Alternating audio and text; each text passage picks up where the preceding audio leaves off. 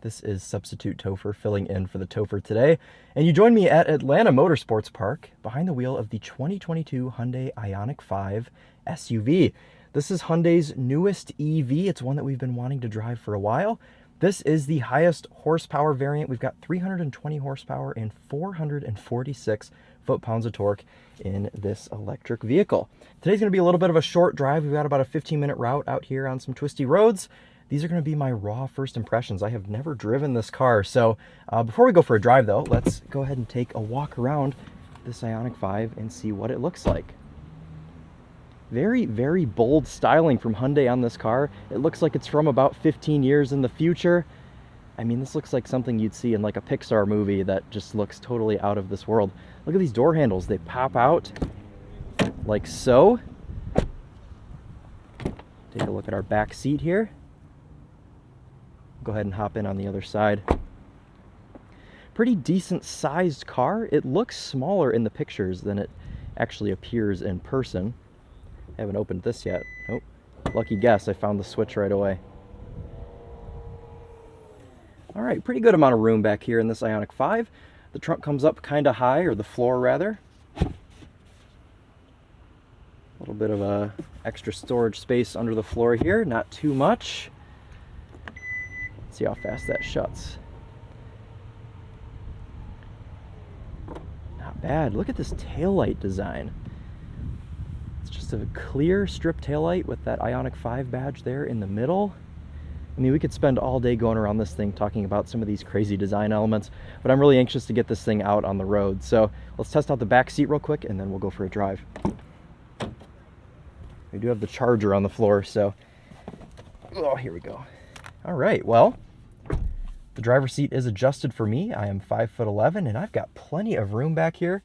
We've got little vents, we've got sunshades, check that out. A little armrest here.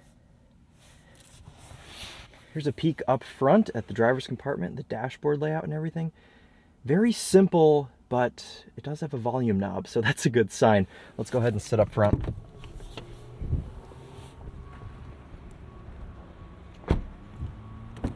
Ooh, it's easy to slip your hand off those door handles there.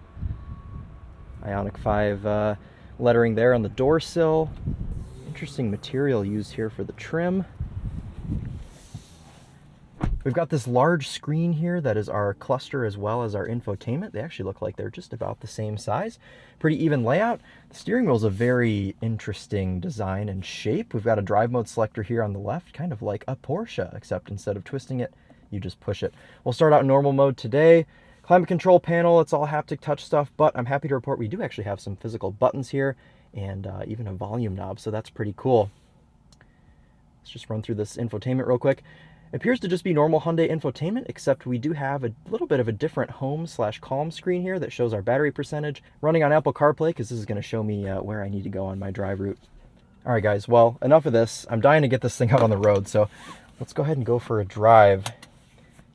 Shifter is very interesting. I hope you guys can see this through the steering wheel. You twist this little knob right here. You see you've got a button on the end for park, so we'll go into reverse first. You twist it down for reverse, kind of the opposite of what you would expect. 360 camera here, as well as, of course, a reversing camera. And to go into drive, you twist it away from you. You twist it the opposite way of what you would assume.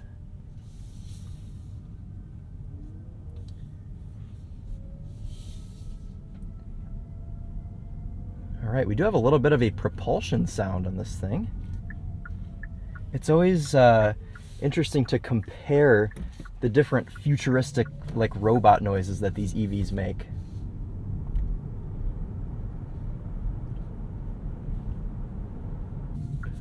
All right, let's see how much power this thing's got.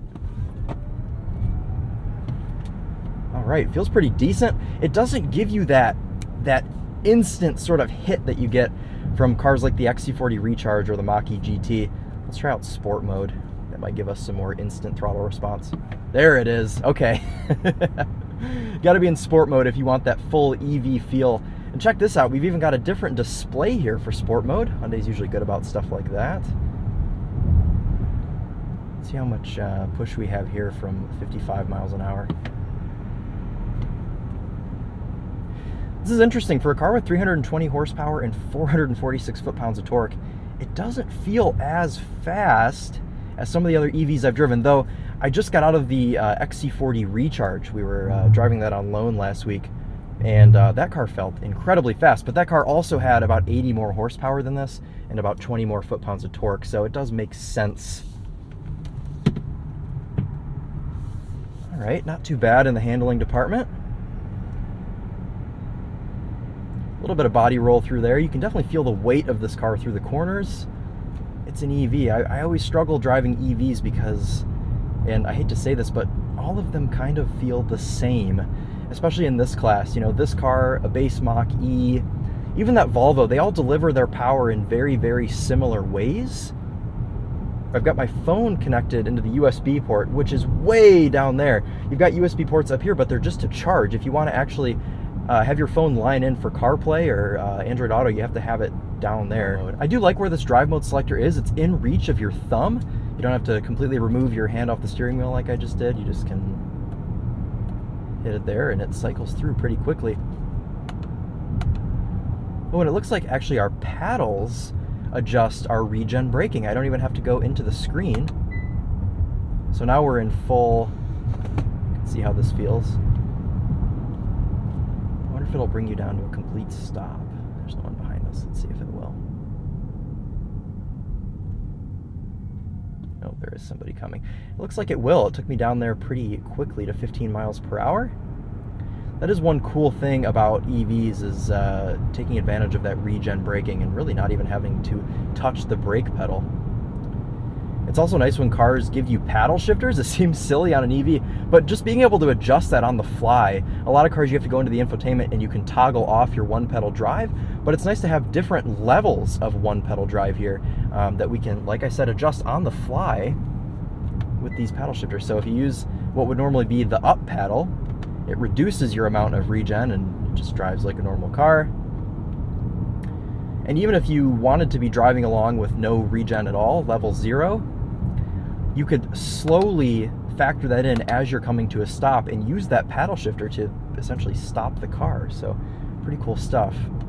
Let's go ahead and get this back down to level 0. And let's go back into sport mode. I like the way that the throttle response feels.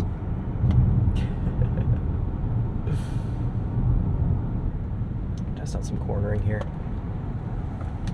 Oof. Yeah, the steering's a little bit numb. I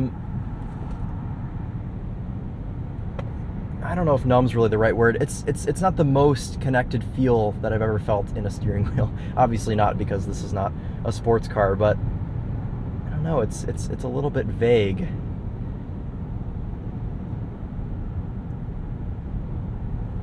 Try out our brake feel here. Brake pedal feel is really nice, which is hard to do in an EV. Often with these regen systems, your brake pedal feels a little bit awkward, but in this car it feels pretty nice.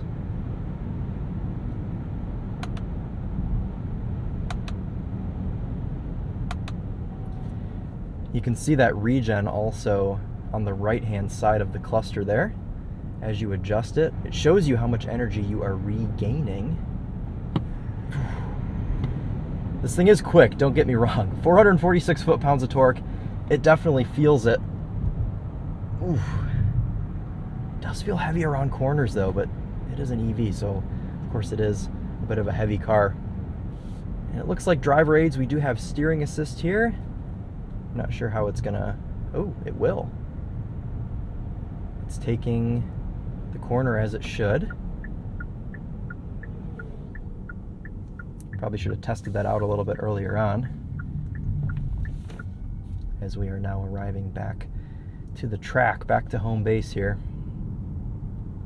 All right, guys, well, overall, a pretty good experience.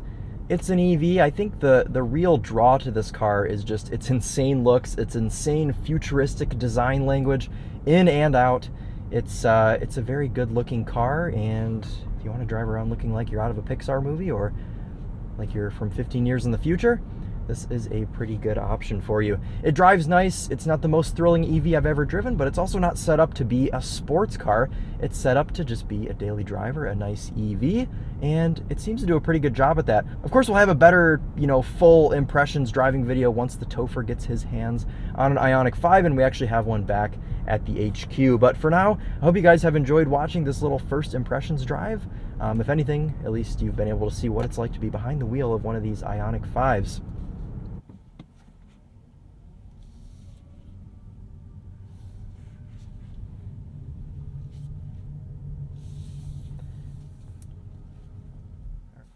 Shut it off. Gives you a nice little closing there as well. Let's do one more little walk around to this thing and then we will be all set for today.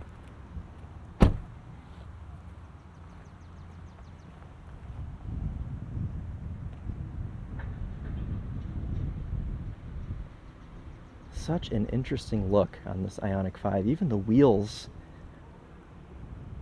everything is just very, very unique. That's pretty important nowadays with EVs too. You gotta stand out in some way, and this Ioniq 5 certainly does. All right, guys, well, thank you so much for watching. This has been Substitute Topher filling in for the Topher today, and we'll see you all very soon in the next video. Take care.